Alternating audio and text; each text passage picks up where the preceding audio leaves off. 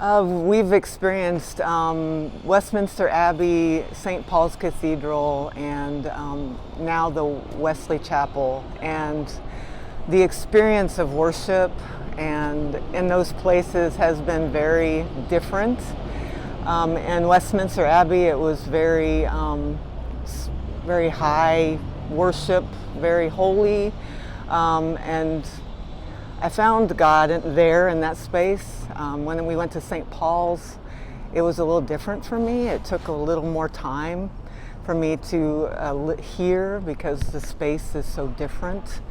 And it was, but I found God there. It was such an amazing experience. I went up, instead of for communion, I went up for a blessing because I just felt like that was what I was supposed to do. I felt the Holy Spirit move in me to just get up and do that. And then it was just a powerful experience in that big, beautiful space.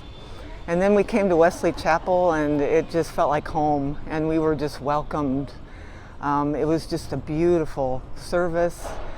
It just felt like family was sitting all around, even though there were so many different people from all over the world worshiping. So it's been a very exciting and powerful experience worshiping so far.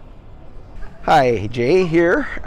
Just wanted to say we've had wonderful 3 days. We've had communion every day for 3 days, which is excellent. We had a moving ceremony at Wesley Chapel, moving service there. God has blessed us richly here. So we're going to see some more things and do some more things here and bring all of that back and all that knowledge back to you. Thank you. What has really struck me is how blessed I am to travel with the people I've been traveling with this last couple days. They are certainly beautiful people. I've enjoyed the conversations, just regular, normal conversations with these people, and their light shines, and I just can't get over how wonderful they all are. It's been a true blessing to be on this trip with this group of people. I'd just like to share a little bit about yesterday. It was Sunday and worship at Wesley's Chapel.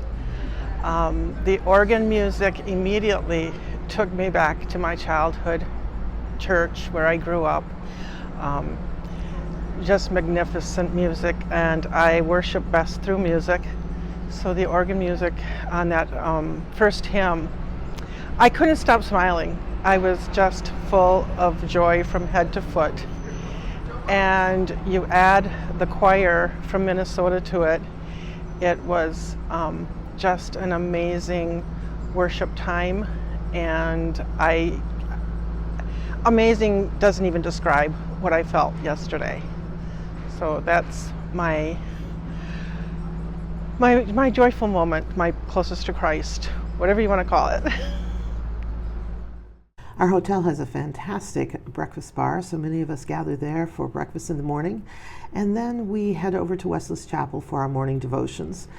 As we prepare for the British Museum today, we remember from Joshua the time when the Israelites placed up stones and made an altar to remember what God had done for them in that place. And we considered, as we were getting ready to look at monuments and artifacts where we remember important things that have happened in human history, we wondered what are the things in our own lives that people look at and say, hey, what happened here and what was God doing for you? We then hit the buses and took off for the British Museum.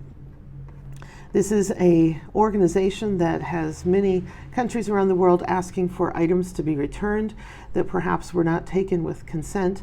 And so we were thinking about the ethics of collections and museums and how we can learn about human history and human culture in a way that also honors and respects everyone's involvement in creating all of this. One special exhibit was from the Assyrian Empire, and they have some carvings here that show the Battle of Lachish. It is one of the areas where items that are included in our Bible are verified by other cultures. It was a terrible battle that took place, but we remember the faithfulness of Hezekiah in the book of Isaiah and other places in the Old Testament that saved Jerusalem from the onslaught of the Assyrians. We wandered through the British Museum and saw many different exhibits. Some of us were feeling quite overwhelmed with both the number of people there and the number of items, especially some of the areas which some people identified more as the knick-knack areas. But we've got the Rosetta Stone here, which was one of the great discoveries. The Egyptians knew where it was all the time, but when the British found it, it was the first chance we had to translate the Egyptian hieroglyphics, because on the Rosetta Stone, the same text was included in both hieroglyphics and a more regular form of Egyptian writing and Greek. And so within just a couple decades of finding this, all of Egyptian hieroglyphics were able to be translated and understood. And we saw many beautiful statues from previous centuries. On our way back, many of us found the spring flowers beautiful in different city parks. And we also found a lovely tea shop that had fantastic scones.